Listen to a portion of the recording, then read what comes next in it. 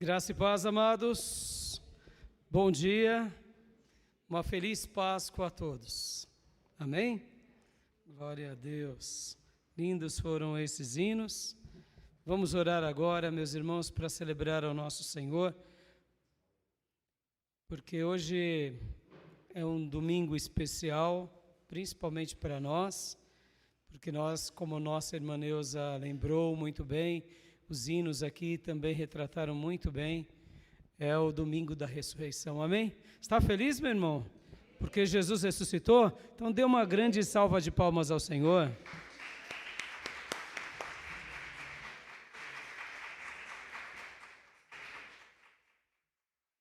Glória a Deus. Vamos orar, pedindo para que Deus fale aos nossos corações. Eu, antes da oração, quero apenas dizer, tente deixar de lado muitas tradições, muitas lembranças, que eu diria que são extras bíblicas, como, por exemplo, nossa irmã mencionou muito bem, né? Essa data comercial de coelhos, de chocolates. Sei que isso é muito bom, mas tente se lembrar agora do principal, que é o nosso bendito Cordeiro. E essa última semana, e por que eu estou falando isso? Já eu irei trabalhar aqui no que eu trouxe para falar com cada um de nós.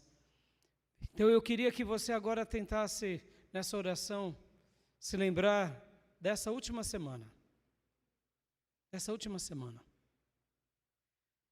Tente voltar a quase 2000 anos atrás, em que o nosso mestre estava aqui nessa terra. E foi a última semana dele respirando o ar que você respira, pisando nessa terra, e a última semana como ser humano. Conseguindo lembrar? Desde a entrada triunfal em Jerusalém, onde muitos o aclamavam, bendito é aquele que vem em nome do Senhor. Quando ele olha para Jerusalém, e ele chora por Jerusalém, cidade que mata os profetas. Ó Jerusalém, Jerusalém, como eu desejava apacentá-los, cuidá-los, como faz a galinha aos seus pintinhos.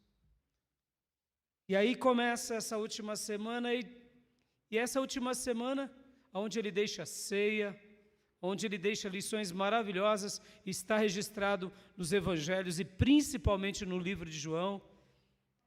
E ali tem a última ceia com os apóstolos. Depois da ceia, ele vai para o Getsêmani, e ali ele ora, ele clama, ele soa gotas de sangue, e vem aquilo que nós conhecemos, que é o momento em que Judas o trai, soldados o prendem, e aí chega-se a sexta-feira, o sábado e o domingo. Guarde essa última semana nessa oração que a gente vai fazer agora, mas principalmente a sexta, o sábado e o domingo. Vamos orar? Peça para que Deus fale ao seu coração, em nome de Jesus. Pai, em nome de Jesus, nos colocamos diante da Tua presença e te agradecemos, Deus. Sim, Senhor, por essa última semana, que foi a semana que Jesus esteve aqui na terra. Te agradecemos porque a lembrança dessa semana é uma lembrança regada de significado, de valor, de conquista e principalmente uma semana regada de redenção e de glória. Senhor, eu te peço agora, usa a minha vida, usa-me como teu instrumento e fala aos nossos corações. Abençoa-nos, Pai, nessa manhã tão especial, nesse domingo que é o domingo de Páscoa, o domingo da ressurreição. E te peço, fala ao nosso coração pelo poder do teu Santo Espírito. E eu te peço por cada um de nós, papai, que o Senhor nos abra os olhos, nos abra o entendimento, nos abra o coração para para crer nas tuas promessas, para se apropriar das tuas promessas e principalmente da tua conquista. Sim, Deus, da tua conquista, ó Deus Trino, realizada na cruz do Calvário. Faça com que tudo aquilo que o Senhor realizou por meio da obra de Jesus seja hoje despertado nos nossos corações. Muito obrigado, Deus, muito obrigado por essa semana, considerada por muitos como a semana da paixão de Cristo. Muito obrigado pela sexta-feira, pelo sábado e principalmente pelo domingo. O domingo que se tornou uma data memorável na história e na agenda do cristianismo, aonde nós nos reunimos para adorar e engrandecer aquele que vive para sempre, pelos séculos dos séculos. Amém. Fala aos nossos corações pelo poder do Teu Santo Espírito, em nome de Jesus. Amém. Amém, meus irmãos. Hoje eu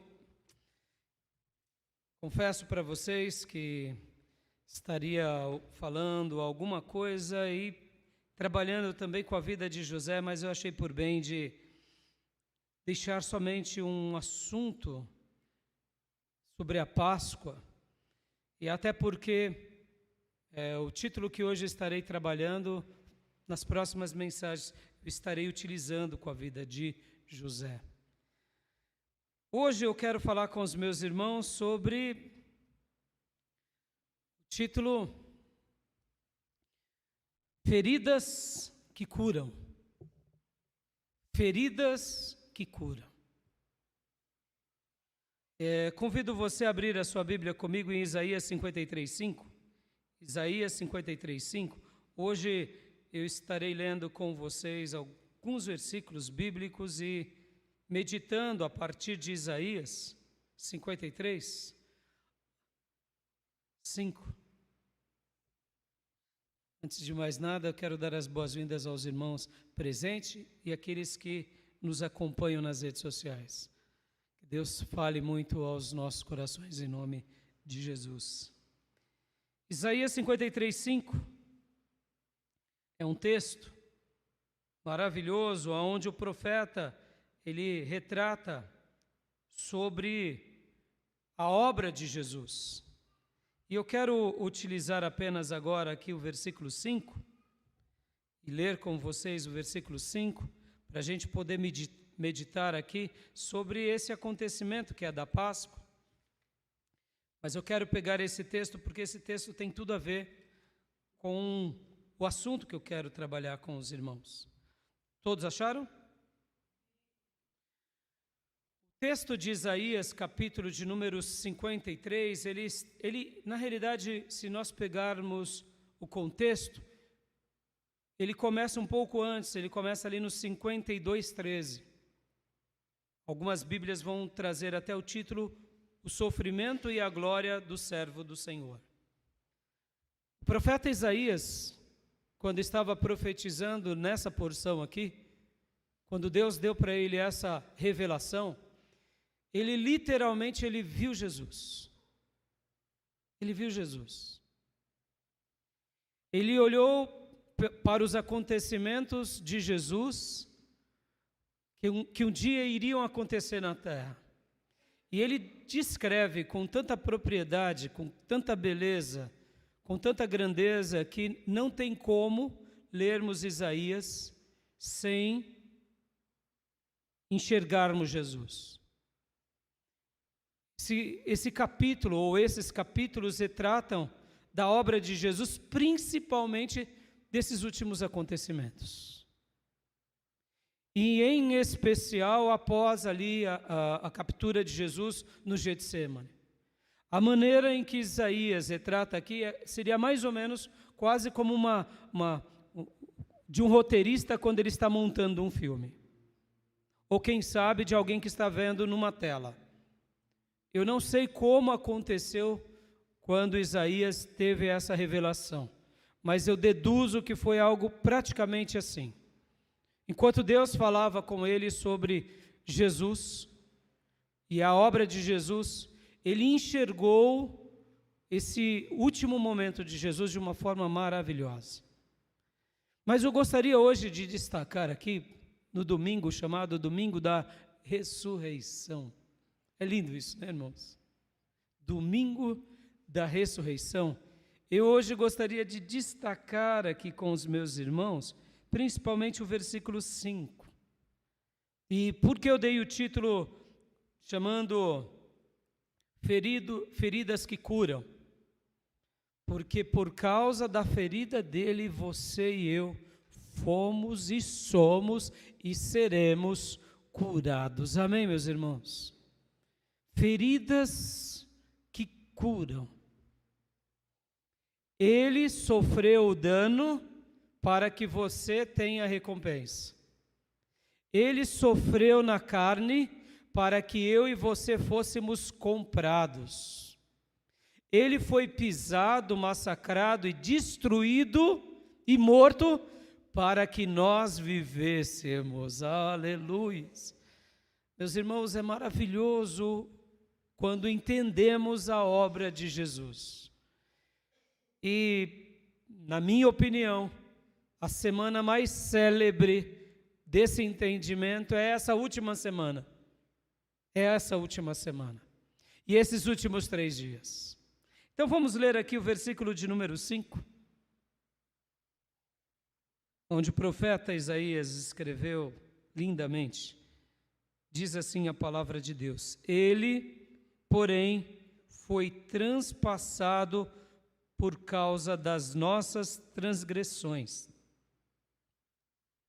e esmagado por causa das nossas iniquidades. O castigo que nos trouxe a paz estava sobre ele, e pelas suas feridas fomos curados. Aleluias! A última semana de Jesus, na minha opinião, amados, é a semana mais linda da sua vida e do seu ministério. E nessa fala introdutória aqui, eu quero mais uma vez te pedir licença para a gente limpar aqui as arestas. Até utilizar alguns nomes que historicamente foram usados. Nós, protestantes, o nosso nome diz muito, nós protestamos. Ou seja, a gente debate, a gente questiona. E não pense você que a gente faz isso só com os católicos. Só para vocês terem uma ideia, a história batista, ela nasce de um protesto, inclusive, aos nossos próprios irmãos protestantes. Eu sei que tivemos muitos erros também ao longo desses séculos, mas eu quero pegar emprestado aqui, porque um dos princípios batistas é o quê? É seguir a Bíblia como o nosso livro de fé. Que mais? Regra e, vamos lá, e prática. Lembraram-se? O que é ser um batista? É ser alguém que tem a Bíblia como seu livro de fé, de regra e de prática. Você crê nisso, meus irmãos? Que a Bíblia para você, ela te basta ou não? Nós precisamos de mais alguma coisa. Quem crê nisso? Amém. Ou seja, para um cristão protestante, seja ele batista, seja ele presbiteriano, seja ele luterano, seja ele, ou melhor, metodista e congregacional, que não é a congregação cristã do Brasil, e muitas outras igrejas pentecostais, a Bíblia é o nosso livro de fé, de regra e de prática. Ou seja, nós seguimos a Bíblia. Ou você tem o Papa Batista? O irmão fez assim. Nós não temos Papa. Nós não temos Papa. Ou nós temos a tradição como algo que está unido à Bíblia. Por exemplo, só vai para o céu quem for batista. É isso? Eu me lembro que no seminário, eu nunca mais me esqueci, o professor perguntou, qual é a igreja mais antiga? E aí ele contou uma história de um batistão, porque, irmãos, até mesmo entre os batistas pode ter exagero, que um batistão levantou a mão certa ocasião, enquanto o pastor fez essa pergunta, e disse: a igreja batista é a mais antiga de todas. E aí o pastor disse para o irmão: é mesmo, irmão? É. Onde você viu isso na Bíblia? Quem criou a igreja batista foi João Batista.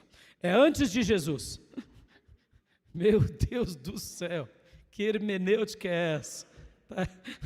Ou seja, ela é antes de Jesus, ela vem preparar o caminho para Jesus. Jesus era um batista, tá certo isso, irmãos? Meu Deus do céu, né? Esse tipo de leitura é uma leitura vesga, amém, meus irmãos? Então eu quero pegar emprestado aqui essas ideias dos nomes, porque o que importa para nós, irmãos, é o que a Bíblia ensina.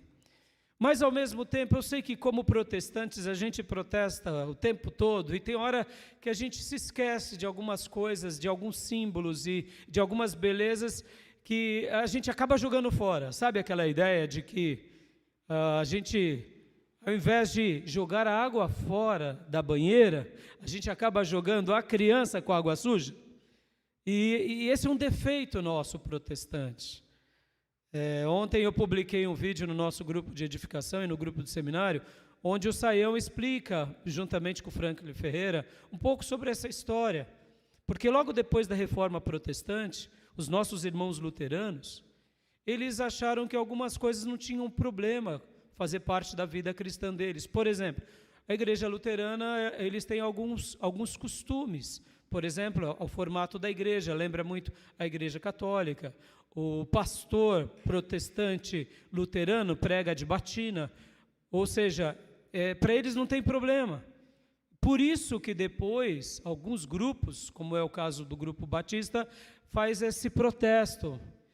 E o grande problema da tradição cristã é a união da fé com a política. Esse é o grande problema. O segundo grande problema também é quando a gente pega e agora une a tradição à Bíblia, dizendo que nós precisamos fazer certas coisas porque no passado foram feitas, então a gente precisa fazer também. Como eu disse, a gente acaba misturando um pouco as coisas. Por exemplo, irmãos, é comum um cristão ter aversão à cruz. A cruz, meus irmãos, ela é um dos símbolos mais lindos do cristianismo, porque foi nela que foi morto Jesus. E aí muitos cristãos têm aversão, e se numa igreja cristã tem a cruz, eles já dizem que a gente está praticando um pecado de idolatria. A cruz não tem nenhum problema, pelo contrário, ainda vazia, ela tem um significado mais lindo. Por quê? Porque ele foi tirado da cruz, foi levado para o túmulo, para o sepulcro, mas ao terceiro dia ressuscitou, e ele não está nem no sepulcro e nem na cruz, ele está à direita do Pai glorioso para sempre. Então a cruz vazia tem um significado maravilhoso. Então nós geralmente temos um pouco de dificuldade quando principalmente alguns nomes estão na igreja católica e a gente diz assim: não, a gente não pode, está errado. Por exemplo, a Semana da Paixão de Cristo. Esse nome é lindo, meus irmãos. Então eu quero pegar emprestados nomes, mas eu não quero atribuir o mesmo significado da tradição. Hoje eu quero trabalhar sobre a sexta, o sábado e o domingo. Mas antes de entrar nos meus 3 pontos, eu quero falar um pouco sobre essa semana, chamada Semana da Paixão de Cristo. É o único tema, é o único nome que podemos dar a essa última semana? Não, você pode chamar como você quiser, mas sejamos honestos, é um nome lindo ou não é? É uma semana linda ou não é? Quando a gente começa a lembrar, desde quando Jesus entra em Jerusalém, que ele vai ao templo, que ele se revolta com as pessoas, que ele faz as últimas mensagens no templo, dizendo: eu sou o Salvador, eu sou a luz do mundo, eu sou o libertador, eu sou o Senhor. E ele faz os seus últimos discursos, aonde muitos o deixam, mas muitos o seguem, aonde ele depois se reúne com seus discípulos, faz sinais, faz maravilhas, e tem ali os seus últimos acontecimentos, ele sabendo que ele morreria logo no final daqueles dias. Essa semana, e unida a ela, os feitos de Jesus, quando chamamos de a Semana da Paixão de Cristo, é maravilhosa. E para nós, brasileiros e latinos, paixão é aquilo que toca-nos, que leva-nos, que impulsiona-nos a fazermos coisas racionais e até irracionais. Então, assim, ser lembrado como a Semana da Paixão é uma lembrança maravilhosa dos feitos do nosso Senhor. E agora, eu sei que quero utilizar o outro nome, para muitos, quando chamamos de Sexta-feira Santa. Eu sei que é atribuir um nome e é atribuir um valor a um dia pelo qual ele não tem, porque o que foi santo? Foi a sexta-feira? Não. A sexta-feira foi como muitas outras sextas-feiras. Santo foi a obra que ele fez naquele dia. Amém, meus irmãos? Então, vamos deixar as besteiradas realmente católicas, da tradição cristã, vesgas, mas vamos pegar o significado. Aquela sexta-feira foi a sexta-feira mais maravilhosa da história. Vou explicar por quê. Porque ali, na cruz, a história da humanidade foi mudada. Nós, como cristãos, guardamos o nascimento como divisor de águas. Mas o nascimento só teve significado na morte, quando ele disse, está consumado. Aleluias. Aquela sexta-feira foi o dia mais célebre na história de toda a humanidade, física e espiritual. Naquela sexta-feira, a redenção da humanidade foi consumada, foi completa, aonde o próprio Deus se faz homem e morre uma morte em nosso lugar, para que todo aquele que nele crê tenha vida para sempre. Aleluia! Tirando a besteirada de atribuir o valor a um dia e não a uma pessoa, foi a grande conquista do Deus Trino na pessoa de Jesus para a redenção dos céus e da terra e do universo. Foi o dia em que foi decretado a redenção humana, desde a queda de Adão ao último homem vivo. Aquele dia foi o dia da consumação e da conquista da humanidade e do julgamento dos seres caídos. Porque foi naquele dia, naquela ocasião, em que Jesus também sentenciou e venceu o diabo para sempre. Posso ouvir glórias a Deus, meus irmãos? Maravilhoso é isso. E o sábado, pastor? O sábado é outro episódio muito curioso. Porque no sábado há um silêncio. Porque o herói dos apóstolos e dos discípulos morre. E ainda está no túmulo. A gente vai trabalhar já já sobre isso. Sejamos honestos. O sábado dos apóstolos deve ter sido fácil? Jamais. Cumpriu-se a profecia. Se ferirá o pastor e as ovelhas se dispersarão. E eles estavam com medo. Alguns com dúvida, porque foram até embora, Cleopas e o seu amigo, no caminho de Emaús. Lembram? No dia seguinte, foram embora. O sábado foi de medo, foi de terror. Mas deixa eu pegar emprestado também o outro título, Sábado de Aleluia. Sábado de Aleluia. Presta bastante atenção, o que significa a palavra aleluia? Louvai ao Senhor. Pode ser um sábado de medo e de terror para aqueles que se decepcionaram, como foi de Judas Iscariotes, que se suicida. Mas pode ser um sábado de aleluia, onde no meio do nada, ou da quietude, ou do, abre aspas, selar, fecha aspas, ou a pausa de Deus, a gente dê glórias a Deus. Esse nome sábado de aleluia diz muito, diz muito. A gente vai chegar lá. E o domingo da ressurreição, bom, aí a gente não precisa nem comentar. Estamos aqui celebrando, todo domingo celebramos. Há 2000 anos o povo cristão celebra a Deus no domingo, porque os apóstolos e a igreja primitiva celebravam no domingo, porque é o domingo que ele ressuscita. Ou seja, o dia de descanso, que era o sábado, e o dia de adoração, que era o sábado, agora vem Jesus e ressuscita no domingo, e os judeus, guardem isso, e os judeus começam a adorar a Deus no domingo, e se perpetua até os nossos dias, o domingo. Agora, vamos lá, vamos pôr o equilíbrio também. O domingo tem que ser adorado? Opa! Senão a gente cai no mesmo erro dos judeus, de adorar o domingo. Quem é que tem que ser adorado no domingo? Jesus Cristo, aquele que ressuscitou, vive e reina. Amém, meus irmãos? E eu quero hoje pegar esses 3 dias. Eu quero pegar esses 3 dias e voltando ao meu título. Qual que era o título? Feridas que curam. Eu quero ir do maior ao menor, porque eu quero no final orar com você. Eu quero orar com você.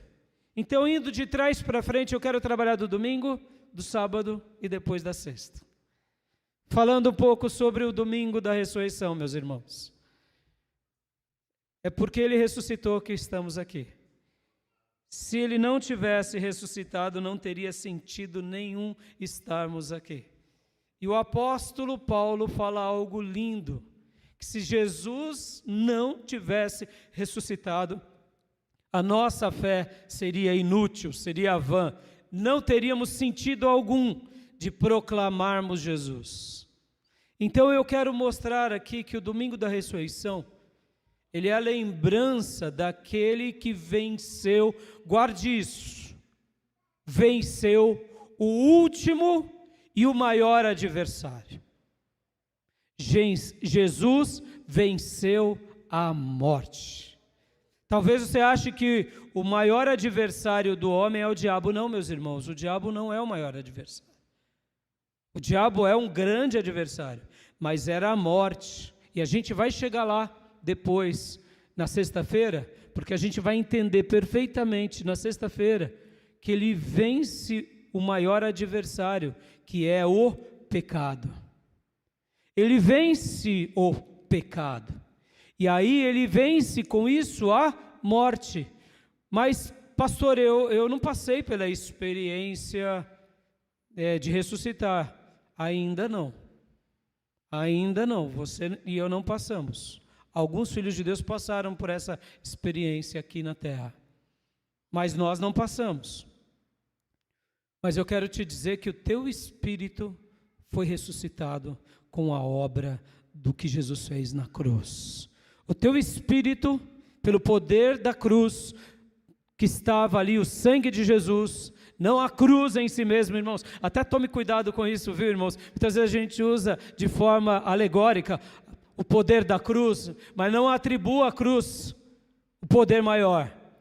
É o poder da cruz, porque nessa cruz foi crucificado o nosso Salvador. Logo, é o poder de Jesus, o sangue que foi vertido.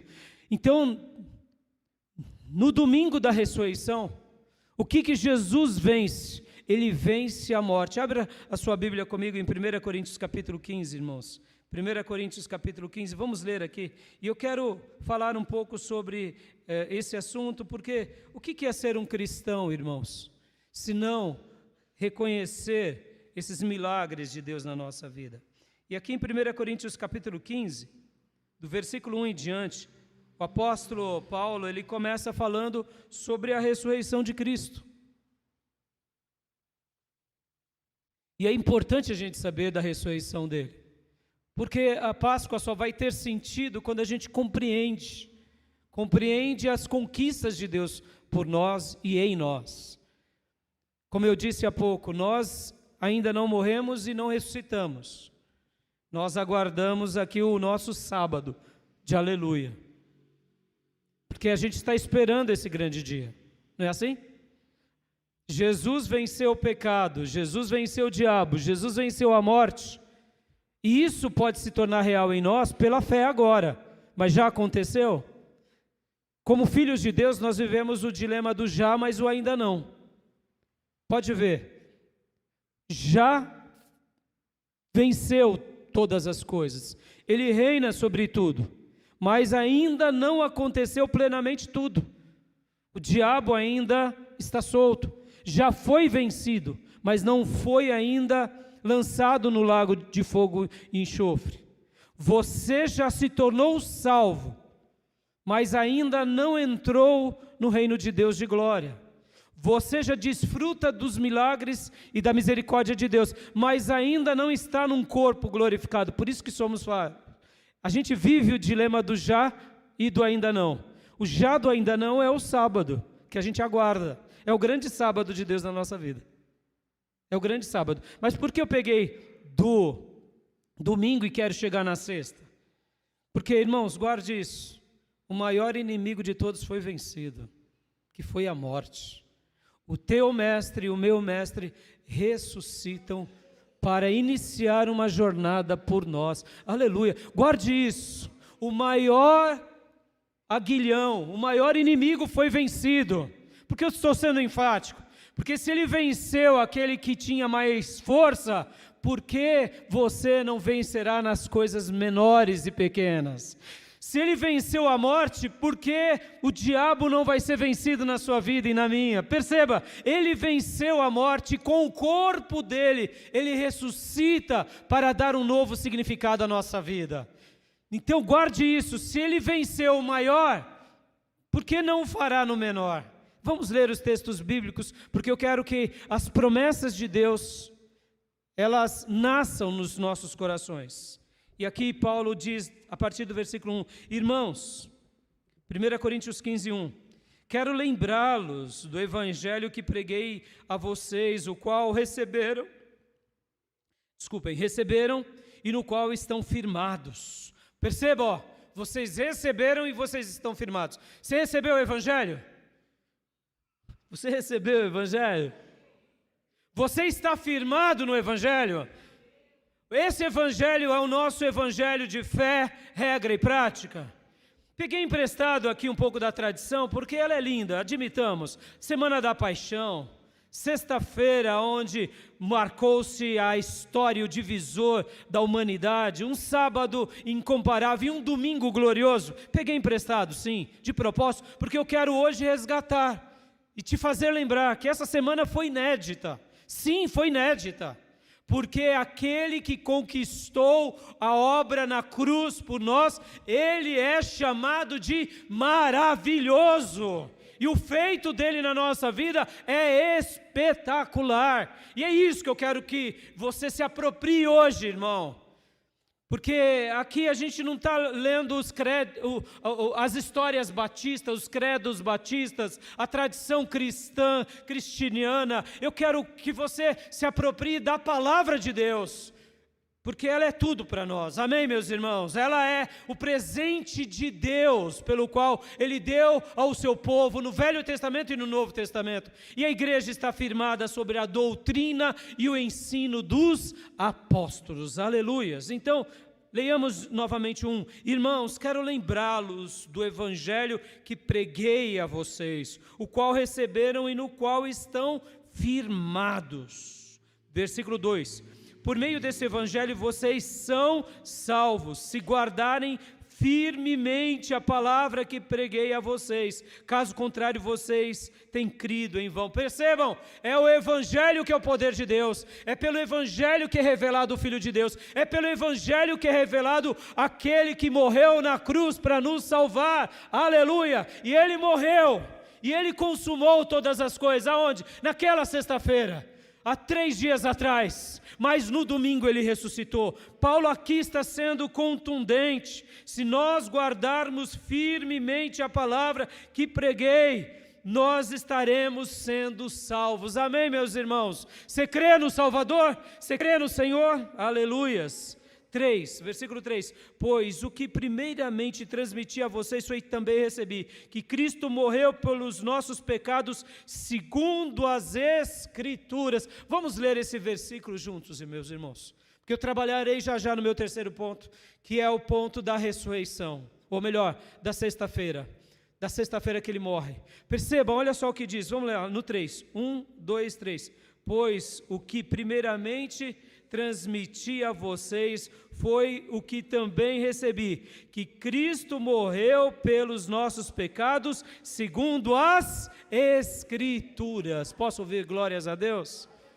Ele morreu pelos nossos pecados, como afirma as Escrituras. Não como afirma a tradição, apenas porque a tradição ora pode estar certa e ora pode estar muito errada. Olha aí o catolicismo romano, olha o catolicismo ortodoxo grego, olha as tradições protestantes que se enveredaram por caminhos errados de tradições também. Percebamos, podemos errar, mas as Escrituras não erram. Amém, meus irmãos? Versículo 4. Foi sepultado e ressuscitou no terceiro dia, segundo as Escrituras. Perceba como Paulo ama as Escrituras e como ele usa as Escrituras. E quando Paulo está falando as Escrituras aqui, ele está falando do Velho Testamento e de todas as profecias, e ele está falando aqui do Novo Testamento. Qual? Esses pelos quais ele e os demais apóstolos e discípulos estavam escrevendo. Ou seja, Paulo estava dizendo, olha, essas Escrituras são as palavras de Deus. 5. Apareceu a Cefas e mais tarde aos 12. Depois disso apareceu a mais de 500 irmãos de uma só vez, a maioria dos quais ainda vive, embora alguns já tenham adormecido. Paulo está dizendo aqui que quando Jesus ressuscita, ele aparece a Pedro e depois ele aparece a 12, e percebam, irmãos, há mais de 500 irmãos em uma só vez. Posso ouvir glórias a Deus, meus irmãos? Imagine viver naqueles dias, meus irmãos, em que você conhecia uma pessoa, quem sabe um pouco incrédula, que tinha um coração um pouco duro, e de repente ele voltava para casa dizendo, eu vi Jesus, eu vi as suas mãos furadas, eu vi o seu pé furado, ele ressuscitou, ele apareceu para mim.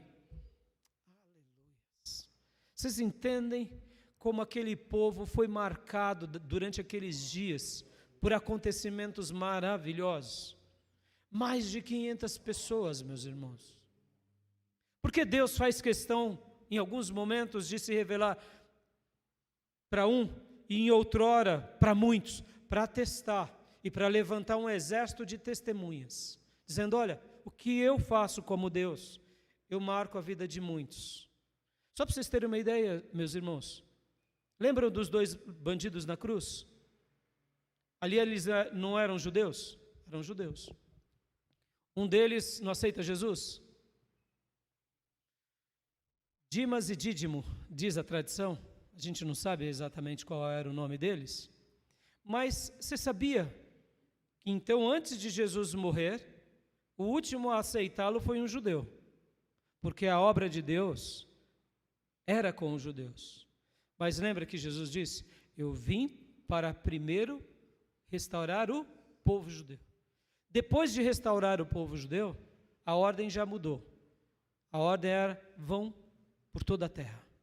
A primeira ressurreição, ou melhor, a primeira conversão que acontece no Novo Testamento, depois da morte, não foi de um judeu. Foi do centurião romano. Lembram das palavras dele na cruz? Quando aconteceu realmente que ele expira e ele brada, está consumado, há terremoto na terra, o véu do templo é rasgado de cima a baixo, mortos ressuscitam, há uma escuridão sobre o planeta, eu acredito que foi ali universal, e naquele momento, o centurião romano disse, verdadeiramente, este é o Filho de Deus. A primeira conversão foi de um gentil, foi de um romano. porque a obra de Deus estava feita entre os judeus. Aí entra o projeto igreja, projeto reino.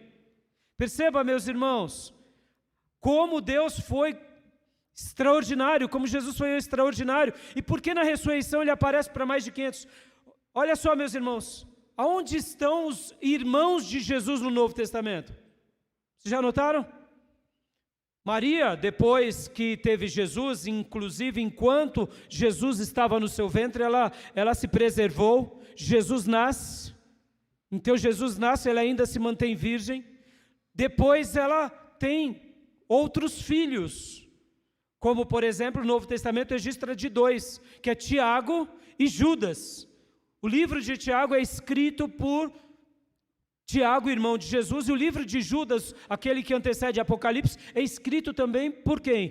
Por Judas, irmão de Jesus. Então, Jesus tinha um irmão chamado Tiago e tinha um irmão chamado Judas. A Bíblia vai falar que os irmãos de Jesus, enquanto era o ministério de Jesus, ali em Jesus estava pregando, expulsando os demônios, eles não apoiavam Jesus. Que loucura, né? E a Bíblia vai falar que Jesus tinha irmãos e irmãs consanguíneas. Ou seja, José e Maria teve outros filhos. Mas esses filhos, quando Jesus começa a fazer a sua obra, eles não apoiam, eles não estão junto. Mas depois da ressurreição, aí há uma mudança na chave. Porque, irmão, só para vocês terem uma ideia, a tradição vai ensinar, a tradição da igreja, inclusive textos lindíssimos de Eusébio de Cesareia, ele vai mostrar que Tiago se torna o grande pastor da igreja de Jerusalém. Que Tiago? O apóstolo? Não, Tiago, irmão de Jesus. Por quê? Porque agora, na ressurreição, deduzimos que, nesse momento da ressurreição, Jesus aparece para mais de 500 e esses 500 sacodem ali Jerusalém e todo Israel. Posso ouvir glórias a Deus? Ele ressuscitou e ele apareceu para muitas pessoas, e nos dias em que Paulo estava escrevendo essa carta aos Coríntios, ele estava dizendo, alguns ainda estão vivos. Meus irmãos, imagine você conviver com alguém que viu Cristo ressurreto. Sejamos honestos, meus irmãos, somos um povo abençoado ou não, só por crer em Jesus. Imagine se você tivesse a alegria de ver Jesus Cristo ressurreto. Oh, meu Deus! Não sei o que aconteceria comigo ou com vocês, de vê-lo novamente. Por isso que Paulo se torna extraordinário. Paulo teve uma aparição de Jesus depois de algum tempo. Depois que ele já tinha se elevado aos céus. Paulo viu Jesus. Paulo foi visitado por Jesus. Paulo foi instruído por Jesus. Que Jesus? Jesus ressurreto. Aleluias. Meus irmãos, enquanto eu falo isso, eu quero que você jamais se esqueça. Ele ressuscitou e Ele reina e Ele te contempla. Continuemos a leitura, que ainda tenho mais 2 pontos. Versículo de número 7. Em seguida apareceu a Tiago e então a todos os apóstolos. Aqui destaca-se Tiago, porque possivelmente é o Tiago, seu irmão. Está entendendo? Aquele que dizia, vai lá, se apresenta a todos, porque há uma menção das palavras de Tiago e de Judas e dos irmãos de Jesus em uma das festas. Eles chegam para Jesus e dizem, se apresenta para todos lá em Jerusalém. E a Bíblia vai dizer e relatar e fazer uma denúncia, que eles estão dizendo isso não porque ele queria de fato que Jesus se manifestasse a todos, mas porque eles não participavam, eles não seguiam, e eles queriam que Jesus se enrolasse mesmo. Essa é a palavra. Mas agora Jesus aparece para Tiago, e aparece para quem mais? A todos os apóstolos. Por que esse Tiago é o Tiago, irmão de Jesus, e não os apóstolos? Porque, irmãos, se fosse Tiago apóstolo, estaria dentro dos apóstolos. E versículo 8, e finalmente, como a um que nasceu fora do tempo, apareceu também a mim. Aleluias. Paulo está dizendo, olha, Jesus apareceu para eles, mas apareceu também para mim. Pois, versículo 9, pois sou o menor dos apóstolos e nem sequer mereço ser chamado apóstolo, porque persegui a igreja de Deus. Só uma pausa. esse é o texto que confirma o apostolado. Para muitos, e inclusive eu acredito nisso, que para uma pessoa ser chamada apóstola, ela precisa ter uma experiência com Cristo ressurreto. Está aqui o texto. Essa é a fundamentação. Na história da igreja, alguns foram chamados de apóstolo. Não vou questionar se o dom apostólico ficou só para os 12 ou 13, mas aqui é uma discussão muito interessante do seminário. Eu acredito que o dom apostólico pode sim ser dado à história da igreja, mas percebam, porque muitos tomaram proveito do dom apostólico, e é onde nasce os bispos e os papas. Percebam, é muito perigoso essa questão, e nos nossos dias nós vemos que os apóstolos dos nossos dias têm feito uma coisa vexatória entre a igreja cristã. Admitam, não é verdade? É uma vergonha ver esses homens serem chamados de apóstolos e viverem uma vida tão longe das Escrituras. Então fica aqui a minha denúncia. Versículo 10. Mas pela graça de Deus sou o que sou, e a sua graça para comigo não foi inútil. Antes trabalhei mais do que todos eles, contudo, não eu, mas a graça de Deus comigo. Portanto, quer tenha sido eu, quer tenha sido eles, é isto que pregamos, e é nisto que vocês creram.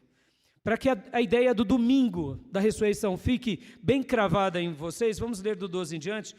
Ora, se é pregado que Cristo ressuscitou dentre os mortos, versículo 12, como alguns de vocês dizem que não, como que vocês dizem que não existe ressurreição dos mortos? Se não há ressurreição dos mortos, Cristo não ressuscitou. Se Cristo não ressuscitou, é inútil a nossa pregação, como também é inútil a fé que vocês têm. Mais que isso, seremos considerados falsas testemunhas de Deus, pois contra ele testemunhamos que ressuscitou a Cristo dentre os mortos. Mas se os mortos não ressuscitam, ele também não ressuscitou a Cristo. Amém, meus irmãos? Paulo está dizendo aqui, é inútil a nossa pregação, é inútil a nossa fé. Ou seja, se Jesus não ressuscitou, tudo que a gente faz na igreja não tem sentido nenhum. Cantar, se reunir, aqui é um clube religioso. Mas se ele ressuscitou, tudo tem sentido. E eu te pergunto, Jesus ressuscitou? Ele ressuscitou mesmo? Então dê glórias a Deus, aleluias. Pois, versículo 16, se os mortos não ressuscitam, então Cristo não ressuscitou. Se Cristo não ressuscitou, a fé que vocês têm é inútil e ainda estão nos seus pecados. Perceba, meus irmãos, crer na ressurreição é crer que não há mais escravidão em nenhum tipo de pecado. Amém, meus irmãos? Guarde isso que eu quero falar aqui, porque a gente vai agora já para o sábado e já para a sexta-feira. Guarde isso. A ressurreição de Jesus é a maior prova de que o pecado não pode te vencer em nome do Senhor. Amém? Porque se ele venceu o maior adversário, que é a morte, porque ele não vencerá o pecado na nossa vida. Versículo de número 19, ou melhor, 18. Neste caso também, os que dormiram em Cristo pereceram. 19.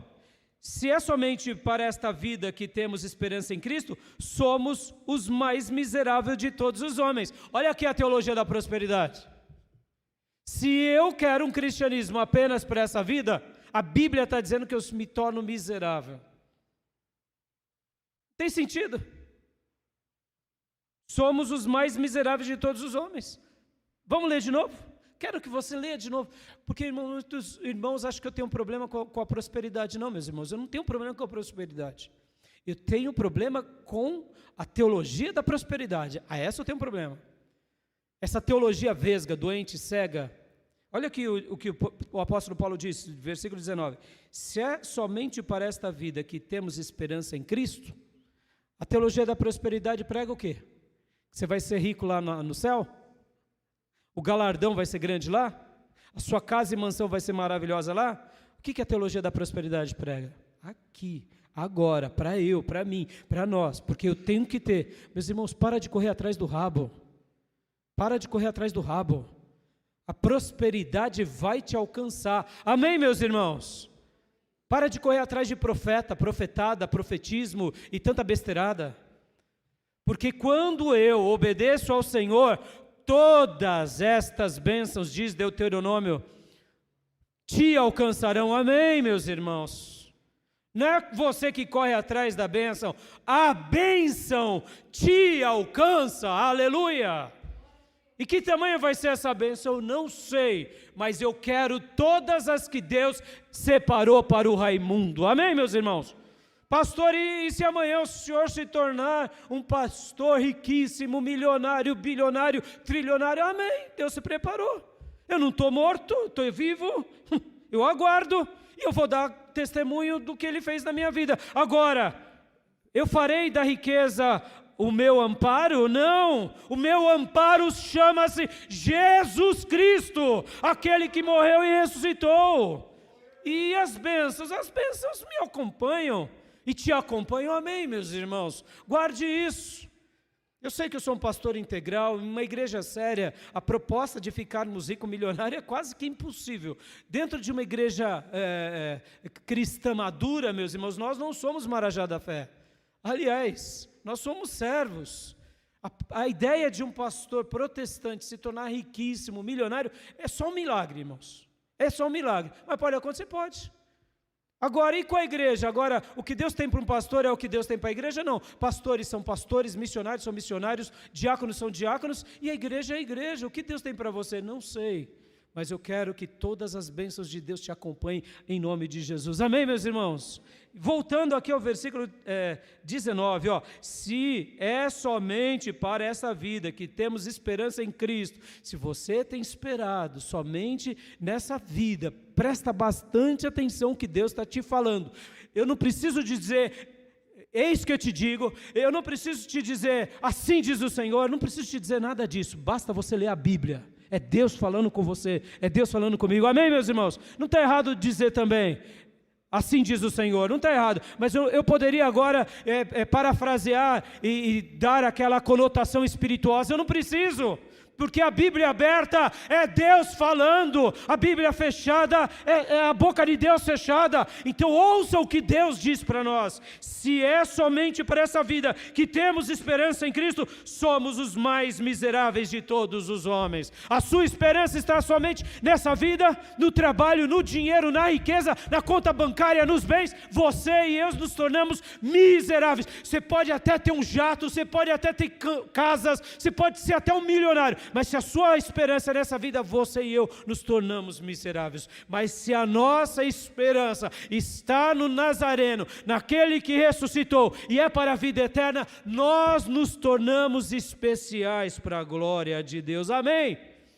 Glória a Deus. Versículo 20. Contudo, de fato, Cristo ressuscitou dentre os mortos, sendo Ele as primícias entre aqueles que dormiram. Visto que a morte veio por meio de um homem, também a ressurreição dos mortos veio por meio de um homem. Da mesma forma que em Adão todos morreram, em Cristo todos voltarão a viver. Posso ouvir glórias a Deus, meus irmãos? Todos voltarão a viver. 23.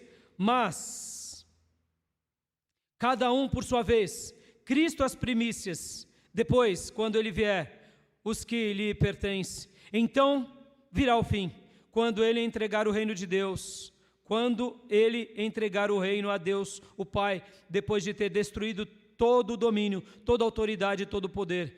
Pois é necessário que Ele reine até que todos os seus inimigos sejam postos debaixo dos seus pés. E o último inimigo a ser destruído é a morte. Porque Ele sujeitou todas as coisas debaixo dos seus pés. Ora, quando diz que todas as coisas lhe foram sujeitas, fica claro que isso não inclui o próprio Deus, que submeteu a Cristo todas as coisas. Quando, porém, tudo estiver sujeito a Ele, então o próprio Filho se sujeitará àquele que todas as coisas lhe sujeitou, a fim de que Deus seja tudo em todos. Se não há ressurreição, o que farão aqueles que se batizam por causa dos mortos? Se absolutamente os mortos não ressuscitam, por que se batizam por causa deles? Deixa eu só fazer uma menção aqui do versículo 29, porque esse versículo gera muita confusão. Prestem bastante atenção. Na história do cristianismo, ninguém ficava batizando pelos mortos, a não ser a igreja de Corinto. Eles eram uma igreja tão bagunçada, tão confusa, que alguns começaram a fazer batismos pelos mortos. Mas mesmo lá entre a igreja de Corinto, começaram a dizer que, será que Jesus ressuscitou mesmo? Tinham dúvida. Mas eles, tendo dúvida na ressurreição, faziam batismo pelos mortos. E aqui Paulo está falando, ora, vocês estão fazendo uma baita de uma heresia, que é o batismo dos mortos. Mas vem cá, se Jesus não ressuscitou, por que vocês estão batizando? Percebam o lado religioso. Eles queriam só a religião pela religião, mas não a essência. Então não é que Paulo está aqui sustentando o batismo pelos mortos, como afirmam os mormons. É porque os corintianos, irmãos, os corintianos faziam isso, tá bom? Aqueles corintianos, tá? Qualquer semelhança, bom, deixa para lá. Mas os são paulinos fazem confusão também, os palmeirenses e os santistas também fazem. Vamos lá. Melhorou? Tá tudo, estamos dentro do mesmo pacote. Mas é que a igreja de Corinto, irmãos, eles tinham práticas absurdas, práticas e costumes absurdos. Ora, eles falavam, Jesus não ressuscitou. Mas, mamãe, a gente precisa batizar pelo avô, porque o avô morreu em pecado. Então, vai que assim, ele entra no céu. Meu irmão, a salvação ela é individual. Creia no Senhor Jesus e seja salvo. Amém? Não é o batismo que salva. Versículo 30, quanto a nós, porque nos expomos a perigos o tempo todo? Todos os dias enfrento a morte, irmãos. Digo isso pelo orgulho que tenho de vocês em Cristo Jesus, o nosso Senhor. Se foi por meras razões humanas que lutei com feras em Éfeso, que ganhei com isso? Se os mortos não ressuscitam, comamos e bebamos, porque amanhã morreremos.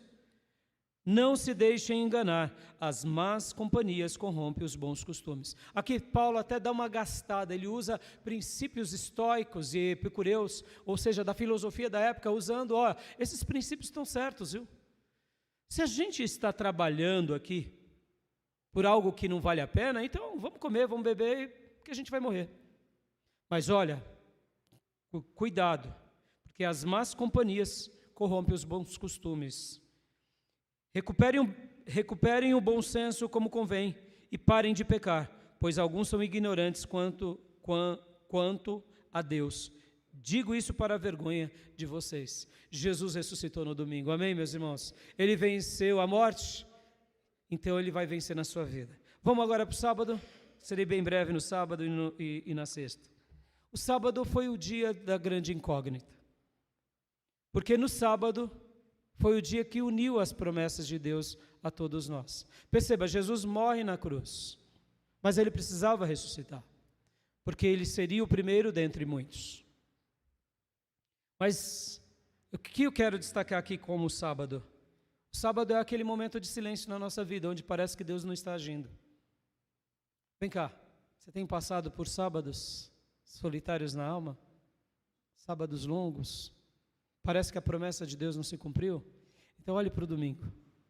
Ele ressuscitou. Ele ressuscitou. E se ele venceu o maior adversário de todos, o teu sábado passará. E por isso que o nome Sábado de Aleluia tem muito significado. Passe os momentos de solidão, ou os momentos em que parece que Deus não está falando, fazendo aquilo que o próprio apóstolo Paulo fala, dando glória a Deus, amém? Porque a palavra aleluia significa louvado seja o Senhor. Nos momentos de escuridão, nos momentos de medo, porque irmãos, teremos, ou não? Paulo teve. Paulo também não sabia do seu futuro. Ele cria na ressurreição. Deixa eu fazer um adendo aqui e abrir um parêntese.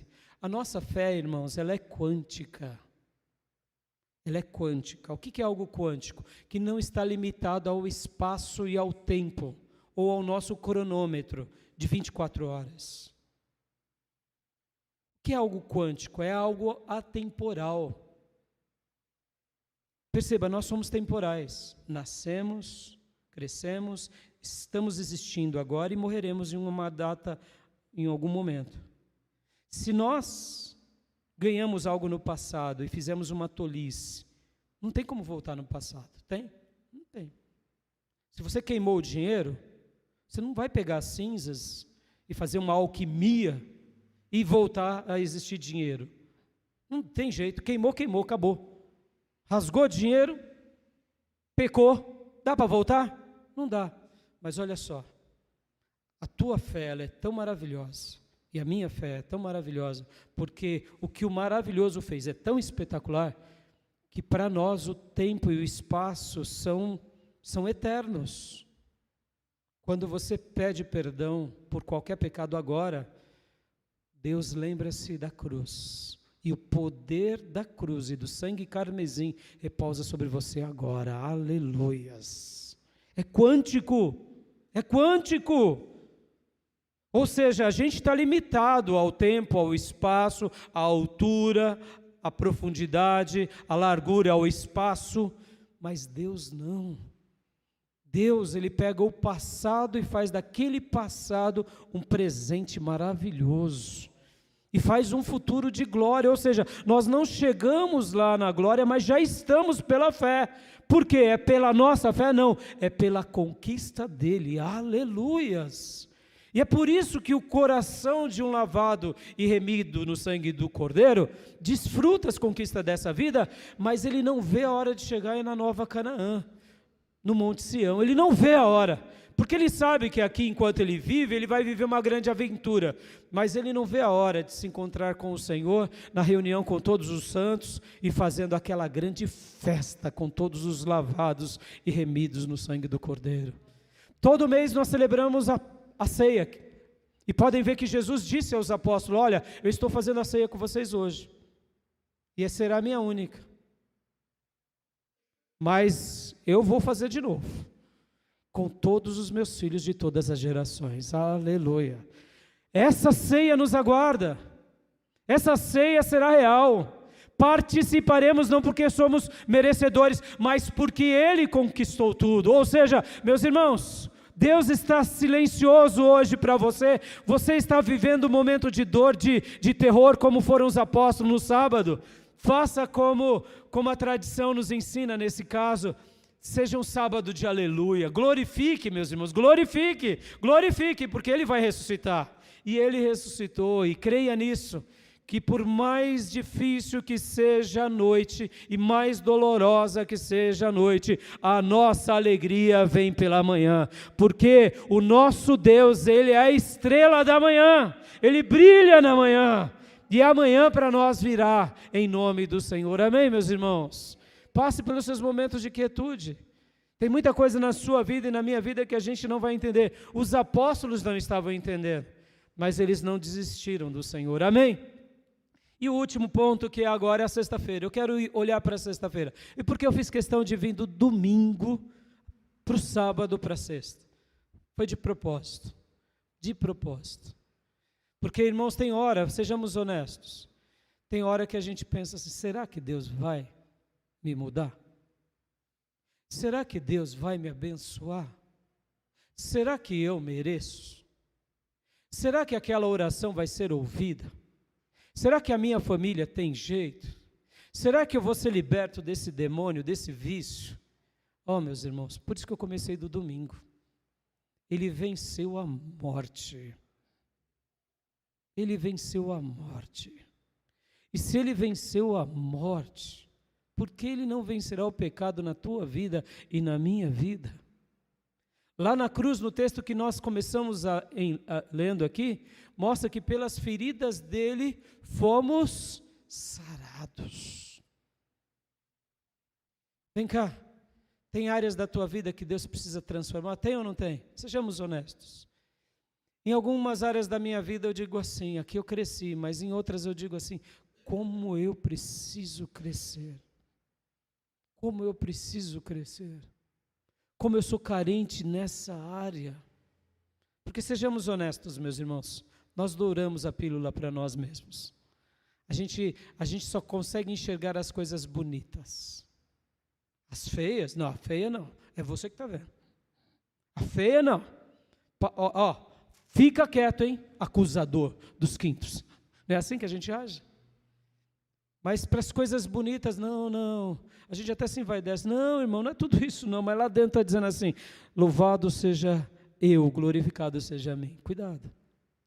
A gente tem dificuldade de fazer uma autocrítica. Mas também a gente tem que ter cuidado também para não ir para o miserê. Sabe o miserê? Eu não mereço nada, eu sou um desgraçado, eu não mereço perdão nenhum. Não, olhe. Nenhum de nós merecemos nada, meus irmãos. Nenhum de nós merecemos nada, mas não é por isso que a gente vai deixar de se apropriar. Sobre nós merecíamos o castigo eterno, mas Deus escolheu te amar, Deus escolheu te perdoar, Deus escolheu te salvar. Aleluia! E essa sexta-feira, que é a sexta-feira em que ele foi pendurado, a ferida dele nos sara. A ferida dele sarou o universo. A ferida dele sarou e resolveu todas as coisas, até mesmo o diabo, irmãos. Mas pastor, o diabo não está solto? Está solto, mas limitado. O diabo só atua sobre os filhos da desobediência.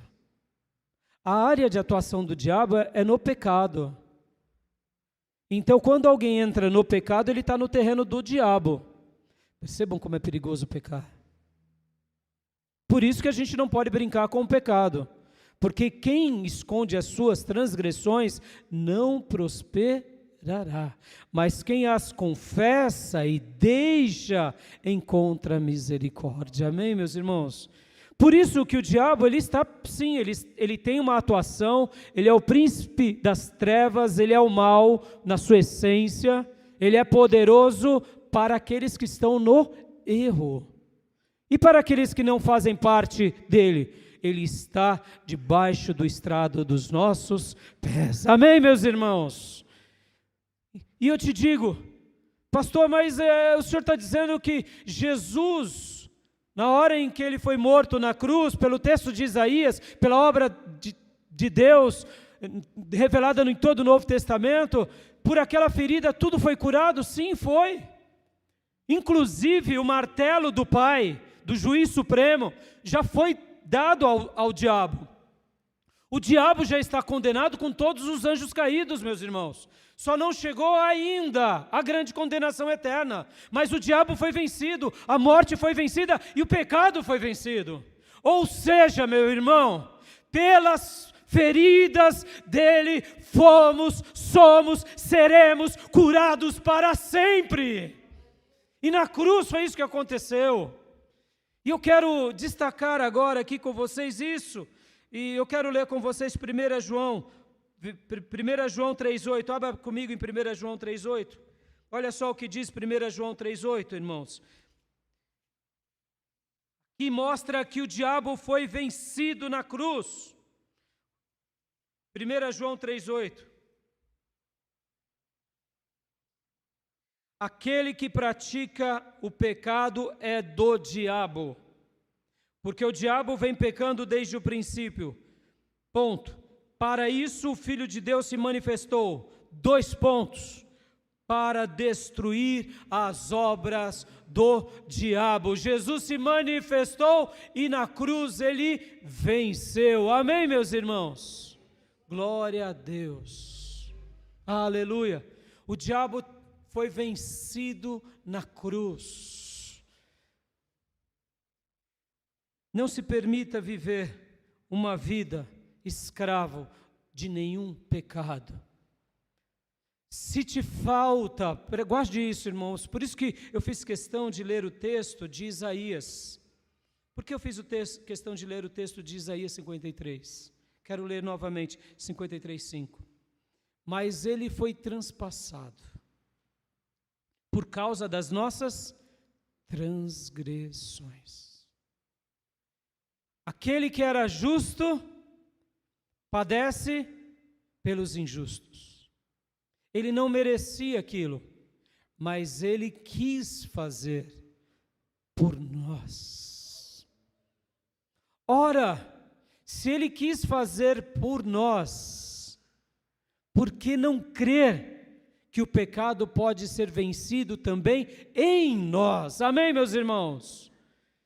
Ele venceu tudo na cruz por nós, porque a gente não pode vencer. O que falta, pastor? É a vontade de Deus? Não, o que falta em nós é a fé nele, de dizer: sim, Senhor, a tua ferida me curou, a tua ferida me sarou, e a tua ferida me sarará e nos sarará para sempre. Amém? Deus é aquele que nos sara, igreja, é aquele que nos cura, é aquele que sempre fez isso. Pode ver que quando ele se revela aos seus filhos no passado, ele dizia: olha, orem a mim, clamem a mim, porque eu vos sararei, eu vos curarei, eu vos perdoarei. Meus irmãos, isso é maravilhoso. Lembra que eu disse que a nossa fé, ela tem um poder quântico, não porque é nossa, mas ela veio de Deus para nós. Você, quando crer em Cristo, nas promessas de Cristo, a cura que foi lá na cruz, repousa sobre você agora. Por isso que podemos desfrutar dessas promessas, meus irmãos. A transformação de Deus, a cura de Deus, a libertação de Deus, enquanto vivermos, enquanto crermos, porque de Deus emana todo o poder para sempre. E não é o diabo, não é a morte, e não é o espaço ou o tempo que limita o nosso rei, porque ele é rei dos reis, ele é senhor dos senhores, ele é eterno, e ele ressuscitou. E eu quero ler um outro texto que está aqui em João capítulo 1, versículo 29 e 30. Abra a sua Bíblia comigo, João, capítulo 1, versículo de número 29 e 30. Olha só o que diz, meus irmãos. Aleluias. Por isso que lembrar da ressurreição, meus irmãos, é dizer assim: aleluia, ele venceu a morte. Em outras palavras, esse corpo mortal será revestido de glória. O que é a glorificação que a Bíblia ensina, meus irmãos? A glorificação é o último estágio do cristão. Nós desfrutamos da glória de Deus, das bênçãos de Deus, mas ainda não estamos em estado de glorificação, porque ainda estamos nesse corpo, o já, mas o ainda não. O que é a glorificação? É quando nós formos arrebatados, como ensina Paulo lá em 1 Coríntios 15. Uns, enquanto estiverem vivos, se Jesus vier agora, num piscar de olhos seremos arrebatados, e os mortos ressuscitarão. O que é a glorificação?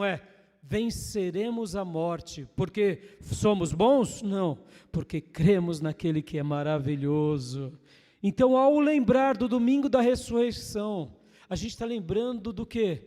Vamos vencer, vamos vencer, vamos vencer. Ora, e se vamos vencer lá na frente, por que não vamos vencer agora? Digamos no nosso coração: eu vou vencer com Cristo, eu vou ser mudado com Cristo. E aqui, deixa eu já, antes de ler o texto, deixa eu ser prático aqui. Eu serei o melhor marido em Cristo.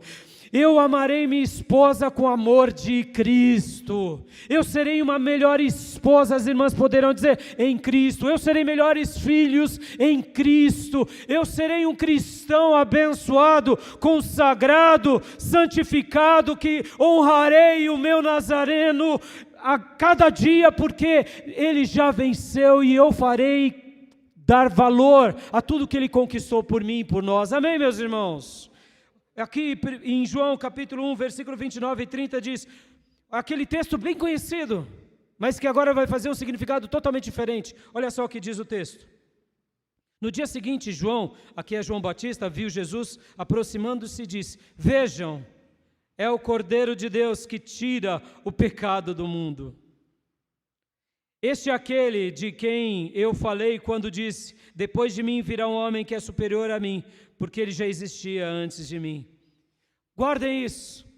O que o apóstolo, o profeta João Batista estava dizendo aqui, e que o apóstolo João registrou, que Jesus é o Cordeiro que tira o quê? O pecado. Vem cá, o pecado morreu quando, né? O pecado não, Jesus morreu quando? Na sexta-feira. Então, creia nisso. Naquela sexta-feira, o teu pecado foi tirado da tua vida. Amém, meus irmãos? Foi tirado, já é tirado e para sempre vai ser tirado. Por essa razão, eu quero concluir aqui, eu tinha outros textos para ler, mas eu quero apenas ler mais um versículo e dizer para vocês, vamos ler agora Romanos 8:11, só esse texto, e eu tinha mais outros textos para ler, mas as horas se avançam. Romanos 8:11. Quero dizer, meus irmãos, ele morreu na sexta-feira. Ele venceu por você na sexta-feira. A ferida dele é a razão da sua cura e da minha cura e da cura de todo o que crê nele. Amém, meus irmãos? Porque o mundo está doente, irmãos, de verdade. Porque não crê no Filho de Deus. Qual é o grande problema do mundo? Não é ignorância, não é falta de dinheiro.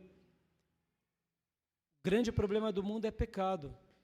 E esse pecado inclui em negar o Filho de Deus como Salvador. No dia em que as pessoas se converterem, aqui se torna praticamente quase um paraíso. Pode ver que é isso que acontece na nossa vida. A gente, no momento em que crer em Deus, a paz de Deus que excede todo entendimento varre a nossa vida. E de maldosos nos tornamos o quê? Bondosos. E de alguém que praticava más obras, agora produzimos o quê? Boas obras. Por que o mundo está dos avessos? Porque falta conhecimento, falta tecnologia? Não, porque sobra pecado. E dos pecados, o maior deles é não crer em Jesus como aquele que nos cura. Talvez você diga assim, mas pastor, no nosso país, ele é cristão. Então, meus irmãos, um cristianismo intelectualizado não diz nada. Eu posso dizer que Jesus é a minha cura, mas continuar vivendo no pecado. Como eu sei que a minha fé se tornou real quando os frutos de Deus passam a reinar na minha e na sua vida. Amém, meus irmãos? Ele morreu naquela sexta-feira. Não há nada que Deus não possa fazer na sua ou na minha vida.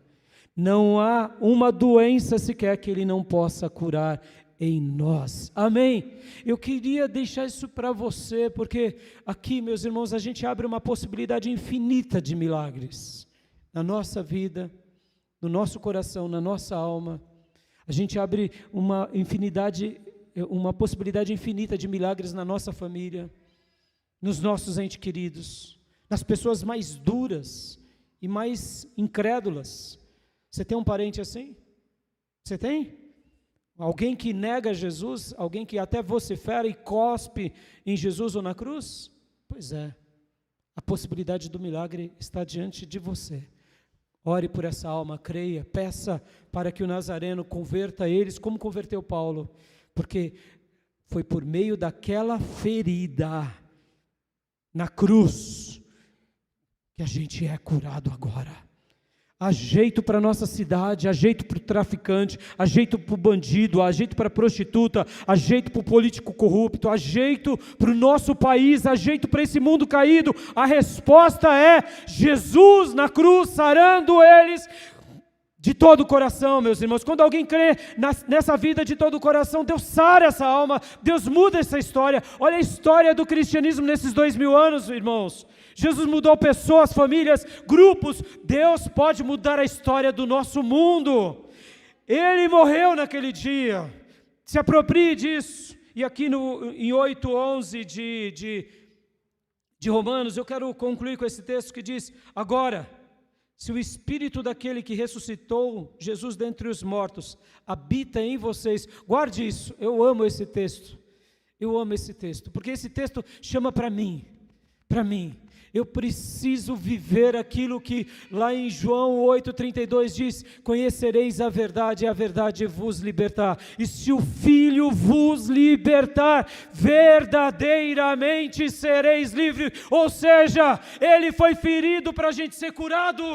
Eu creio nisso, meus irmãos, na cura física, emocional, na alma, no corpo, no espaço, no tempo, na nação. Ele pode nos curar, Ele é a nossa cura, Ele é a nossa saúde, Ele é o nosso tudo. Naquela sexta-feira, a história do universo foi mudada para sempre. A redenção de todas as coisas aconteceu quando Ele disse: está consumado.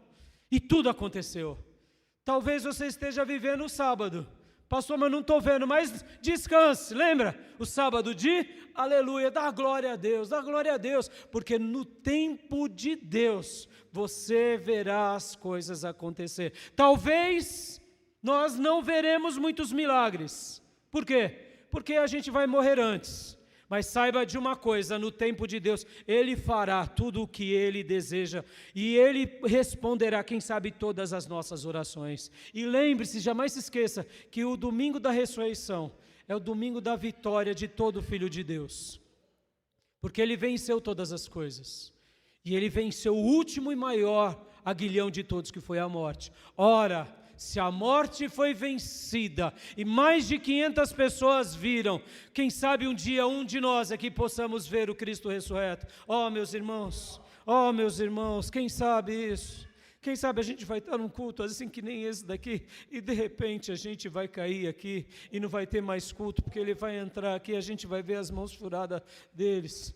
Meus irmãos, eu acredito que a igreja, essa igreja que estará prestes a fazer a última colheita na terra, isso é questão minha, não está na Bíblia, tá, meus irmãos? Eu acredito que vai ser algo comum e real. Eu acredito que os últimos irmãos das últimas gerações, eu não sei, será que estamos nas últimas gerações? Eu creio que sim. Eu acredito que sim, pode ser que se demore mais 10, 20, 100 anos, 200 anos. 200 anos na história não é nada, irmãos, não é nada. Mas eu acredito que essa última geração, a última geração que será aqueles que vão se levantar na terra para proclamar a grandeza de Deus, aonde o anticristo vai se levantar, eles terão experiências com Cristo ressurreto. Eles terão experiências com esse Cristo maravilhoso, porque Ele pode fazer isso de novo hoje. Ou você acha que os milagres cessaram? Se o poder dele de vencer a morte não cessou, ora, se o poder dele de vencer a morte não cessou e nunca cessará, porque os milagres cessaram? Jamais cessou. Pode até não existir, possamos estar vivendo o nosso sábado de aleluia. Podemos ser profetas que nem João Batista, que profetizavam e faziam coisas maravilhosas no espírito das pessoas, pelo poder de Deus, mas João Batista não fez um milagre sequer. Mas isso não quer dizer que ele não cria no milagre. Ele pregou o milagre, ele pregou o Cordeiro. Percebam, meus irmãos, Jesus ressuscitou, meus irmãos, e Ele vai se apresentar para nós numa grande ocasião, mas viva a ressurreição a cada dia. E eu queria destacar esse texto mais uma vez, olha, ler de novo com vocês, o versículo 11, agora, se o Espírito daquele que ressuscitou Jesus dentre os mortos habita em vocês, vem cá, o Espírito Santo habita em você? Habita em você? Meus irmãos, se aproprie disso, porque o Espírito Santo, o Pai e o Espírito Santo ressuscitaram o corpo de Jesus ao terceiro dia. Ora, se o corpo de Jesus foi ressuscitado naquele domingo, o mesmo Espírito Santo hoje pode fazer algo extraordinário na sua vida, quando você crê nele de todo o coração. Não há nada impossível para o nosso Deus, confie nele, meus irmãos. Meus irmãos, quando eu falo que eu tenho essa santa expectativa de imaginar irmãos, igrejas sendo sacudida, vimos já Jesus. Ou quem sabe, meus irmãos, não precisa nada disso, quem sabe precisa só de um avivamento, como na história da igreja. Mas sabe por que eu quero acreditar que vai ter sinais assim, meus irmãos? Pense num político corrupto, pense num juiz da Suprema Corte que tem dado tanto desgosto ao nosso país. Imagine Jesus se revelando a eles, ele se tornando o apóstolo Paulo. Vocês acreditam nisso ou não? Em políticos agora vindo e se entregando, dizendo, não, eu só vou fazer uma coisa a partir de hoje, só vou pregar o Evangelho, porque eu não quero mais outra coisa na minha vida. Eu acredito tanto nessas realidades, meus irmãos. Sabe por quê? Porque o Espírito Santo de Deus, quando passa a trabalhar dentro de nós, assim como o Espírito Santo ressuscitou, depois de 3 dias, o corpo glorioso de Jesus, esse mesmo Espírito Santo que está dentro de você, porque você e eu somos templos do Espírito Santo, Deus pode fazer muito mais do que pensamos, sentimos, imaginamos, porque Ele é o Todo-Poderoso de Israel. Creia nele, meus irmãos, não creia em você, creia nele, espere por ele, aguarde por ele, e se nada acontecer, continue dando glórias a Deus e aleluias, amém? E aqui, irmãos, voltando ao texto, agora, se o Espírito daquele que ressuscitou Jesus dentre os mortos habita em você, aquele que ressuscitou Cristo dentre os mortos também, presta bastante atenção nesse, também dará vida ao corpo mortal de vocês, também dará vida ao corpo mortal de vocês, ou seja, o poder da cruz será derramado sobre você, aquele que foi ferido te sarará agora, não é você, não é a sua fé, não é a minha fé em mim mesmo, mas é o Espírito Santo trabalhando em nós, creia nele, também dará vida no seu corpo mortal,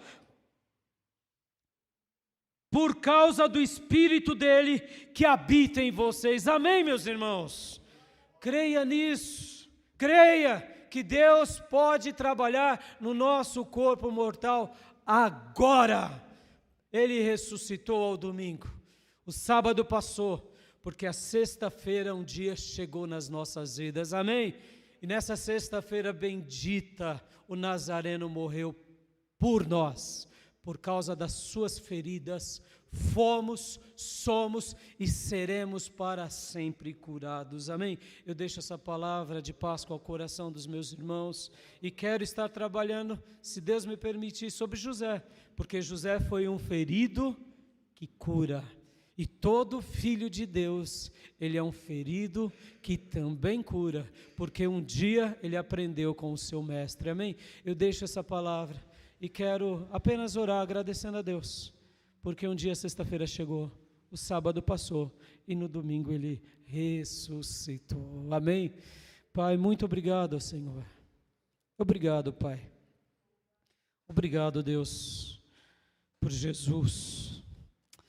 Ó Pai bendito, ó Jesus amado, ó Espírito Santo de Deus, como somos, eu diria, privilegiados, por poder crer na Tua palavra, por poder entregar a nossa alma, o nosso coração, não a uma religião, a um credo, a um dogma, a uma tradição, mas como os apóstolos faziam, crendo na Tua revelação e crendo no Filho de Deus. Obrigado pela morte na cruz, obrigado porque foi ali naquela cruz que tudo mudou na nossa vida. Eu te agradeço pela sexta-feira que redimiu a história da humanidade e do universo.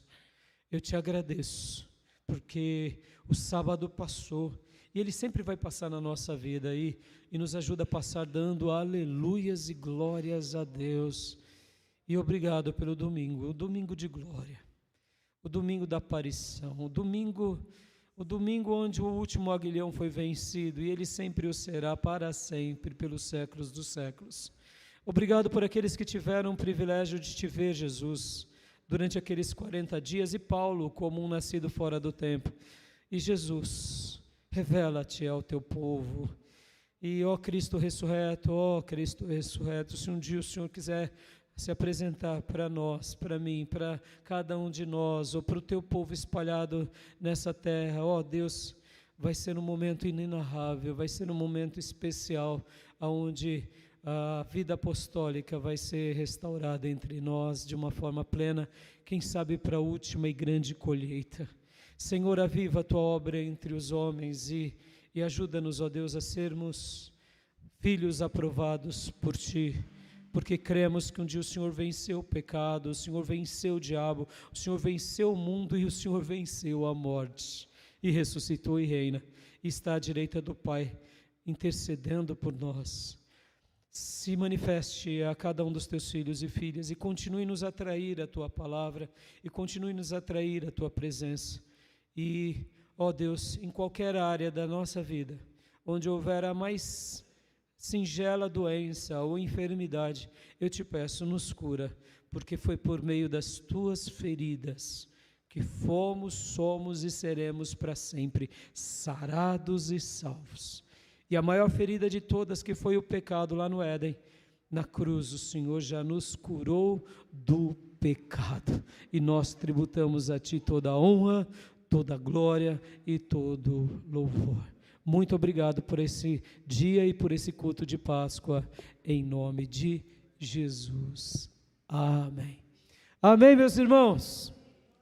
Que Deus continue a falar ao coração dos meus irmãos e irmãs, nesse domingo de Páscoa tão abençoado. Amém? Quero dar a bênção apostólica. Que a graça do Senhor Jesus, que o amor de Deus Pai e as santas e eternas consolações do Espírito Santo de Deus estejam com todos nós, com todos vocês, agora e para sempre. Amém. Um excelente domingo de Páscoa a todos. Podem se abraçar, meus irmãos. Deus abençoe. Está encerrado o nosso culto.